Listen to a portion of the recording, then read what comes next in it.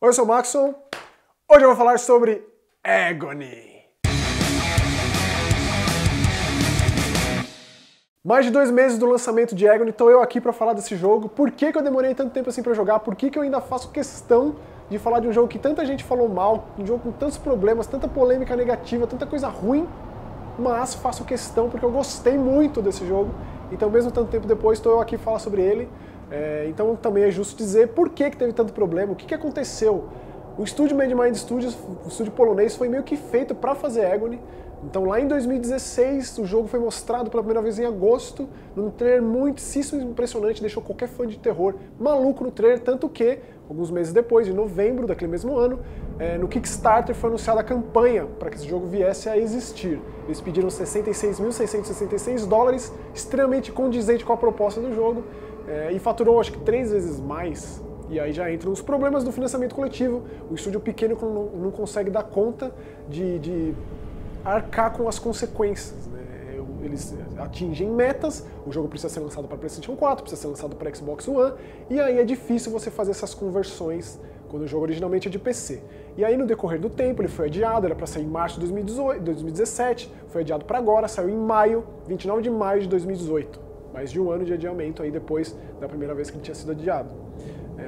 Quando foi lançado, vários problemas, o jogo tecnicamente problemático ao extremo, o jogo não rodava direito. Eu joguei ele no lançamento no Xbox One X, queria jogar no Xbox One X, minha plataforma de preferência, para jogar em 4K, etc. Não dava para jogar, simplesmente não dava. A imagem quebrava, aquele screen tearing, o som era uma porcaria, os passos se transformavam em um ruído metalizado que ficava ali o tempo inteiro, e eu gosto de jogar esses jogos de terror com headset.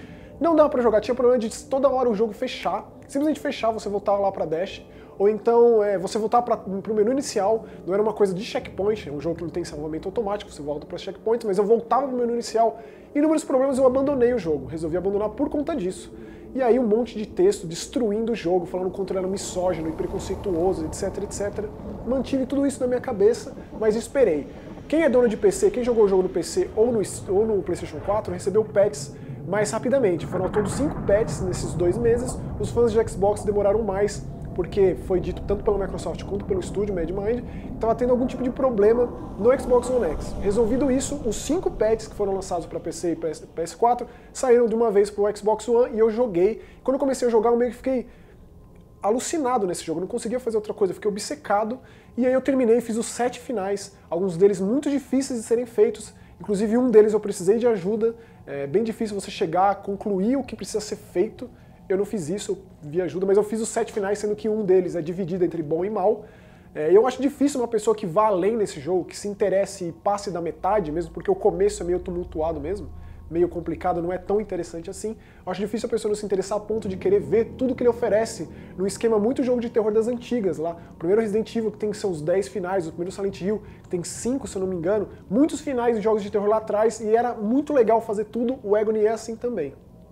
Mesmo com esses patches, o jogo continua com problemas muito menores, do tipo, algumas vezes ele tem umas travadas, o frame rate ele não é suave, ele é um frame rate que tem altos e baixos, mas ele não compromete, o gameplay não é um gameplay que exige precisão, que pede por isso, ele é mais um jogo de gato e rato ali, com o seu personagem, os demônios do inferno, e eu tive poucas vezes nessas 40 horas que eu joguei pra fazer todos esses finais, acho que 2 vezes o jogo fecha e você volta pra Dash. Isso aconteceu também, é bom dizer. Também, acho que umas 2 ou 3 vezes também eu me meti em algum lugar do cenário que eu não conseguia sair. É um jogo que incentiva muito a exploração, os personagens conseguem pular, e é um cenário bem fragmentado, né, com várias camadas e tal, muitas coisas escondidas. Me enfiei num buraco ali, não conseguia sair, tive que voltar pro menu inicial ou resetar o checkpoint. Isso aconteceu também. Além desses problemas técnicos, o jogo sofreu por ele ter sido considerado pela ESRB, que é a classificação etária lá dos Estados Unidos, como para maiores de 18 anos antes do lançamento. Eles tiveram que censurar várias coisas para o jogo entrar como maiores de 17 anos. Adults Only, considerado produto pornográfico, né, sempre o pornográfico é Adults Only, tanto a Live quanto a PSN não aceitam produtos para maiores de 18. Então, como o jogo ia ser lançado nessas plataformas, eles tiveram que mudar algumas coisas, mesmo que na semana do lançamento saiu o vídeo com todas as cenas censuradas. São cenas que seriam muito legais de estarem no jogo, faria muito sentido. Cenas que contam dos finais do jogo, tem cena de sexo explícito, de infanticídio no jogo. Isso, infelizmente, foi cortado.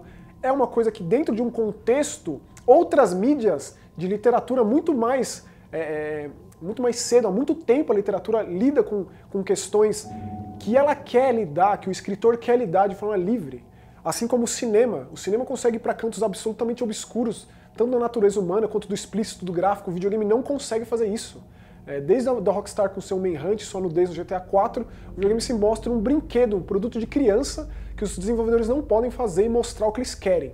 Não pode, seja em pixel art, como a gente viu lá naquele trailer da cena de estupro do Hotline Miami, ou no caso desse, que é uma coisa extremamente alegorizada, no inferno, com demônios, até aí, sem esse problema. Tanto que eu nunca tinha sido censurado na live antes, eu posto muitas fotos e vídeos das coisas que eu jogo, postei umas fotos de uns bebês crucificados, minha foto foi cortada, tiraram minha foto, eu recebi um martelinho de censura ali da Microsoft na live. Não sei como isso acontece no Steam, na timeline de fotos do Steam ou na PSN, mas isso aconteceu comigo na live. Infelizmente, videogame é visto dessa forma, é conteúdo do jogo, dentro de um contexto que o desenvolvedor pode fazer o que ele quiser. Essa é a minha concepção, pena que não é a realidade. A história do jogo gira em torno de um condenado, né? O cara morreu e foi pro inferno. O começo do jogo é a queda dele meio que chegando ao inferno, uma animação bem legal, e ele acaba de frente pros portões do inferno. A gente joga com um personagem chamado Martyrs, na real, todos os que vagam no inferno humanoides são Martyrs, mas o nosso personagem a gente descobre na primeira conversa ali com um preso na prisão dos condenados, que a gente chama Anrafel.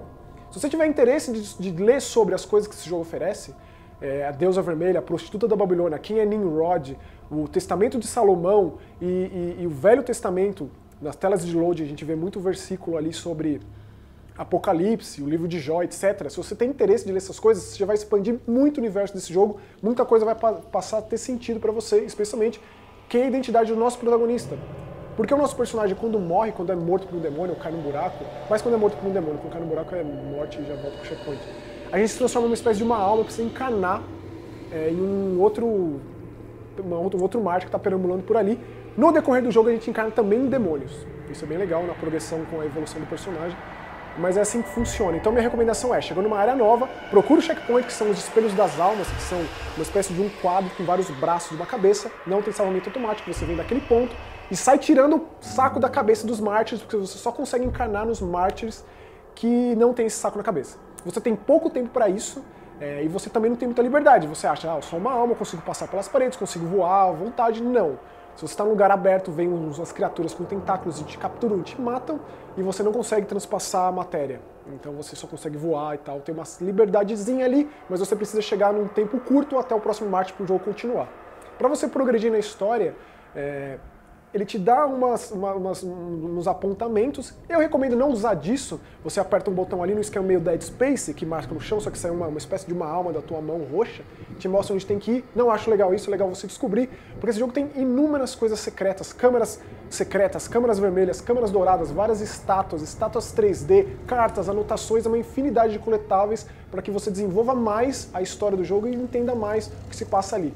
Não é legal em jogo de terror você frear a sua exploração ali para ler um negócio. Eu acho que o BioShock lidou muito bem com esse lance do terror, de colocar aquelas gravações, porque era um dinamismo maior. Muitas vezes você se pega, eu tô no inferno, um lugar extremamente dantesco, horrível, horripilante, e eu tô lendo aqui uma cartinha que vale a pena ler por conta de desenvolver a história, etc, etc. Mas o jogo funciona desse jeito. Os cenários são muito ricos em possibilidades. Eles têm, como eu disse, esses segredos, mas eles são muito criativos, assim. É uma coisa horrível. Cadáveres para todo lado, mãos gigantes com dedos decepados e pontes feitas com dentes, paredes, tetos de arcada dentária, pele de gente empalada, crucificada. Os bebês crucificados estavam numa mesa de jantar, basicamente, assim que eu vi, com cadeiras e móveis feitos com ossos humanos. A paisagem sonora é muito fantástica, tem choro de gente, de mulher, de criança, de homem, de velho, para tudo que é lado. Basicamente compõe uma trilha sonora isso. É infernal no todo. São ao todo 4 atos, né? Tem o quinto ali que é mais pro final da história, que conclui a história, e tem várias partes, cada com cenários extremamente criativos. A floresta flutuante é sensacional, a Câmara dos Pestilentos é uma das partes que eu mais gostei. O começo da prisão dos condenados não é tão legal assim, mas depois vai para lugares extremamente criativos, extremamente dantescos. É uma das maiores inspirações do diretor desse jogo, né? A Divina Comédia, e ele conseguiu transpassar isso perfeitamente pro jogo. E aí uma dos outros problemas, né, do jogo, que é o quão explícito ele é. Muita gente ficou ofendida com esses empalamentos e com a figura dos Onoskelis, que são esses demônios de mulheres voluptuosas com patas de mula. Na real, esses Onoskelis, eles são condizentes com a proposta onde são apresentados no Testamento de Salomão. Fui atrás de ler isso, a origem dos Onoskelis, para entender melhor a coisa toda. Assim como a Súcubus, que é um demônio que invade sonhos de homens, também é erotizada, faz sentido. O visual da Deusa Vermelha, que é quem rege esse lugar todo, inclusive o nosso personagem originalmente precisa ir de encontro a essa deusa, estar na presença dessa deusa, esse é o seu objetivo, e você vai entendendo qual é a razão dela de ser, porque ela te dá tanta atenção especial, porque ela foca tanto em você, quem é esse tal de Anrafel, quem é Nimrod, etc, etc, e é da grande vilã do jogo, diz respeito à Deusa Vermelha. Então tudo isso faz sentido, esses demônios condizem com a proposta, assim como os cenários. Tem também os shorts, que são os demônios que a gente que joga videogame está completamente acostumado com aquele demônio marombado, fortão, assim. E aí, conforme o jogo progride, a gente pega as frutas do conhecimento, no caso, frutas das almas, faz com que a gente invoque, saia, desencarne e entre nesses demônios, o gameplay muda radicalmente. Inclusive me lembrou o Siren, um dos jogos que eu mais gosto, quando você entra no Onoskelis, quando você entra nos Chibitos, uma coisa extremamente perturbadora. O Onoskelis também, você não consegue ficar muito tempo no papel de um Onoskelis, mas você consegue soltar bolas de fogo, destruir paredes, portas e coisas do tipo. E é bem perturbado assim, o barulho que faz, a imagem fica totalmente saturada, é bem legal. Inclusive, quando você acaba o jogo, você abre o modo de seleção de capítulos e também abre o modo Súcubus, que você consegue jogar como o demônio Súcubus e consegue acessar novas áreas, tem uma história própria, tem um final todo próprio para Súcubus, é muito interessante. Além desse modo de jogo, tem um modo de jogo de agonia, que você, numa sala geradas aleatoriamente, você precisa sobreviver e derrotar na verdade fugir e chegar do ponto A ao ponto B. Também mostra como esse jogo, em conceito, ele foi pleno, porém em termos técnicos ele precisava de muito mais tempo para ser desenvolvido, mas eu acho que em termos de história, de finais, de cenários abordados, de propostas abordadas, temáticas, personagens, acho que ele foi extremamente feliz, por mais que eu tenha problemas assim. Falei que os cenários são legais, mas se você vê os vídeos lá de lançamento, quando o jogo foi revelado, o próprio trailer lá a demo lá de trás, o jogo recebeu um downgrade, digamos assim, considerável. O jogo ele era muito mais bem feito, tecnicamente falando, visualmente, os modelos 3D, a iluminação, em especial a iluminação, era bem diferente. Ficou muito mais simplificado, digamos assim, em termos de textura, do modelo 3D dos personagens. Não tenho problemas com os gráficos, porém, do que foi apresentado para o produto final é complicado lidar. Eu tenho que agradecer muito a um amigo meu lá da live, o Rick Vampiro, porque foi ele que foi me contando todas as coisas. Ele encarou o jogo extremamente problemático, um jogo extremamente difícil.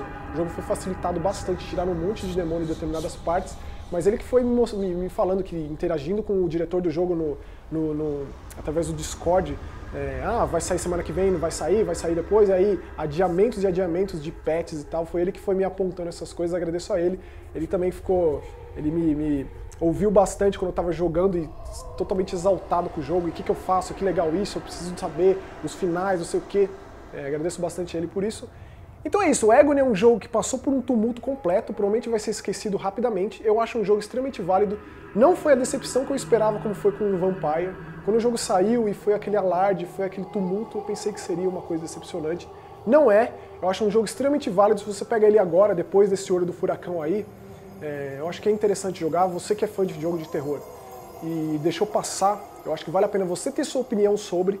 E eu digo, o começo do jogo não é lá grandes coisas. Vale a pena insistir um pouquinho mais, chegar pelo menos ali depois do labirinto, porque a coisa pega e é interessantíssimo as propostas que esse jogo apresenta e como ele cria essa paisagem sonora de inferno e os cenários, assim.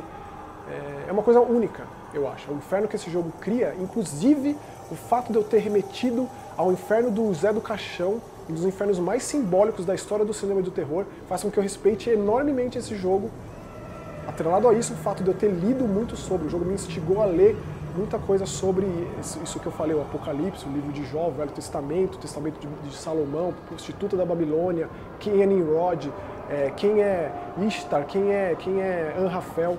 Então, por todos esses motivos, Agony extremamente válido. Valeu!